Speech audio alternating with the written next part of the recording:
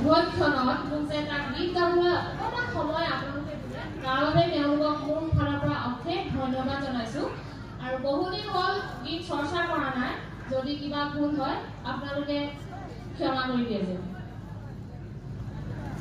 এয়াতো নহয়